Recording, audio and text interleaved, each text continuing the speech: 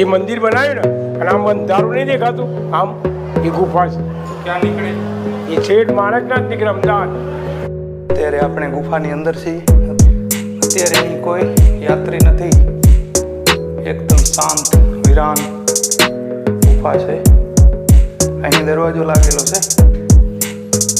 અંદર કંઈ પણ દેખાતું નથી. આ છે માણેકવાડાની ગુફાઓ. અને અગાઉ આપણે તમને જણાવ્યું એ પ્રમાણે આ ગુફા છે એનો બીજો છેડો અમદાવાદ માણેક ચોકમાં નીકળે છે. આ મંદિર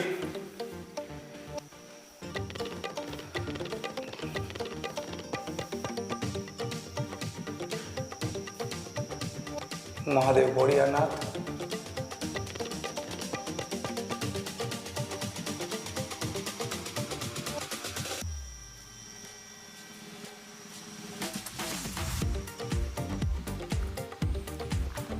તો આ છે ખતરનાક ગુફા જે અહીંથી 150 કિલોમીટર લાંબી અમદાવાદ નીકળે છે.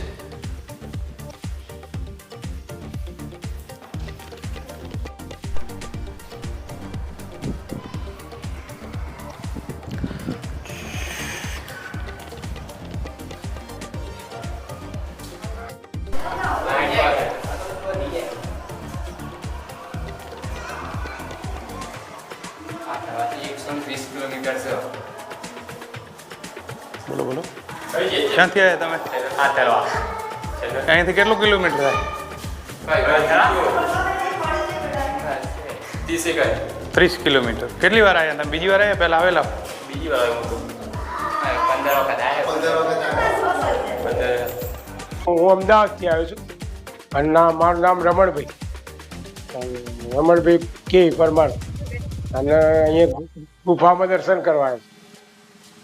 જાણકારી આપો. હા, આ ગુફા એ જ છે કે આ તમે હાલ દર્શન કર્યા ને એ એટલા સુધીથી ચાલુ થાય ગુફા, પણ એનો પરિચય એટલાથી બંધ કરી દીધો છે. લોકો આગળ જઈ જાય ને પછી પાછા આવવાની શક્યતા નહીં હોતી એટલે પછી એ ગુફા બંધ કરી દેવામાં.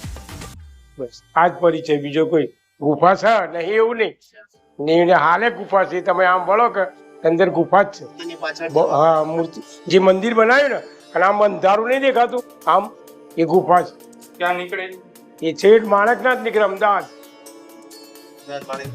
માણક ચોકમાં નીકળે. પુરાયેલી નહીં, કાયદેસર છે. કાયદેસર છે ભાઈ. એ કોઈ કેમ પુરાયેલી? તમે જાઓ તો જઈ ના હે પુરાયેલું કહેવાનો એ ગુફામાં.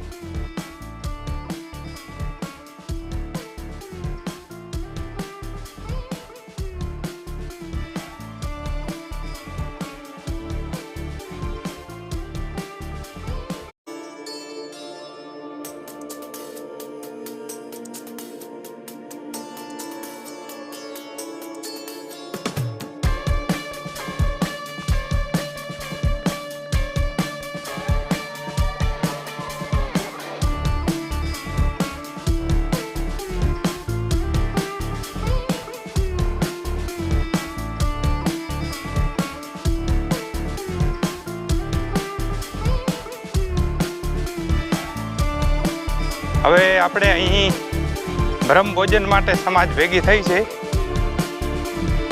ત્યાંથી આપણે ચાલીને અહીંયા સુધી આવી ગયા છીએ. પછી વાંદરાના દર્શન કર્યા. આપણે અહીંયા હવે શું છે? બ્રહ્મ ભોજન છે. હાલ બ્રહ્મ ભોજન માટે આપણી સમાજ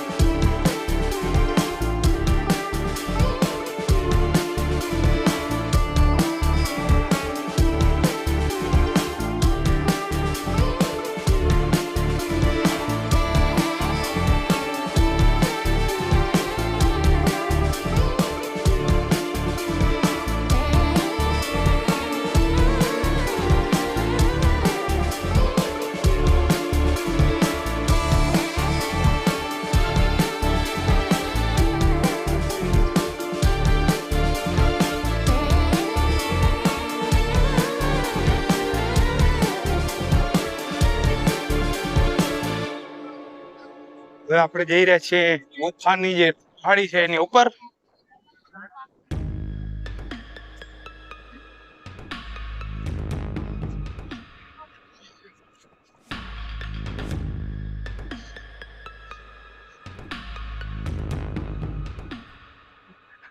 ડુંગરની નાનકડી કોતરમાં ઉગેલું ઝાડ.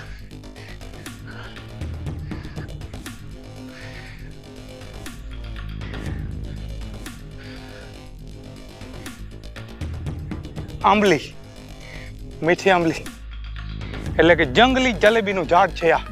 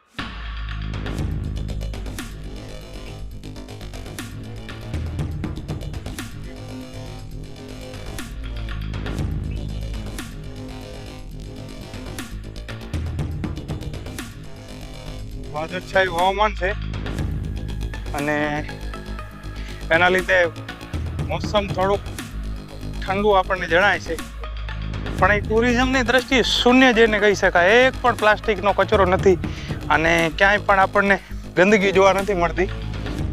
એટલે ગંદકી ફેલાવવાવાળા લોકો અહીં સુધી નથી પહોંચ્યા, તે બદલ આપણે એમનો આભાર માનીએ.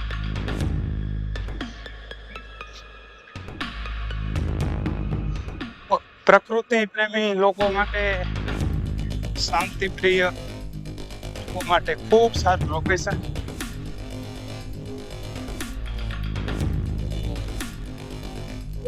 હવે મને જોઈ ગયા દોડવા લાગ્યા.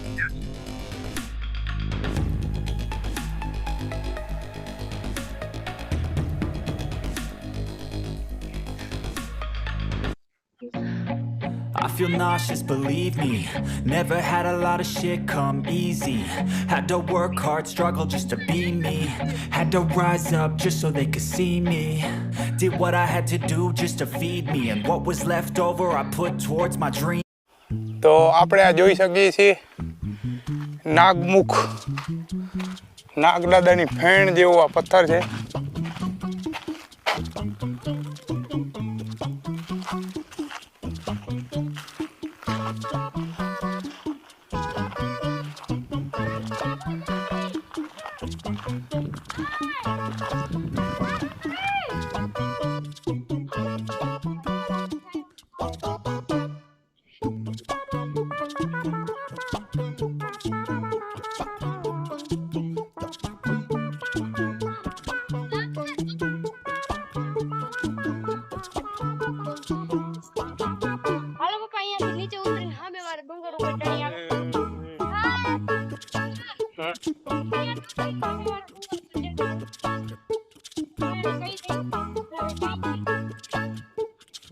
અમારે તર્પણ વિધિ કરનાર બી.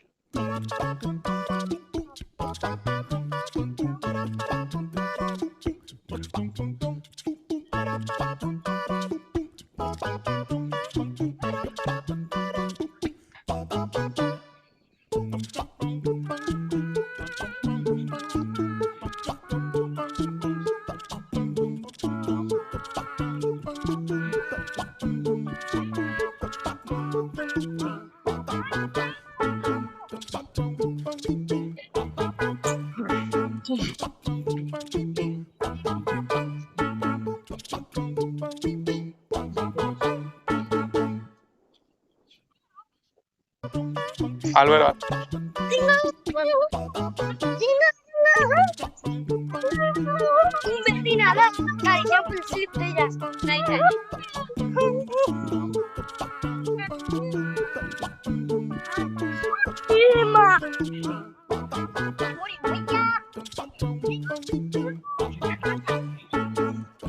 બસ.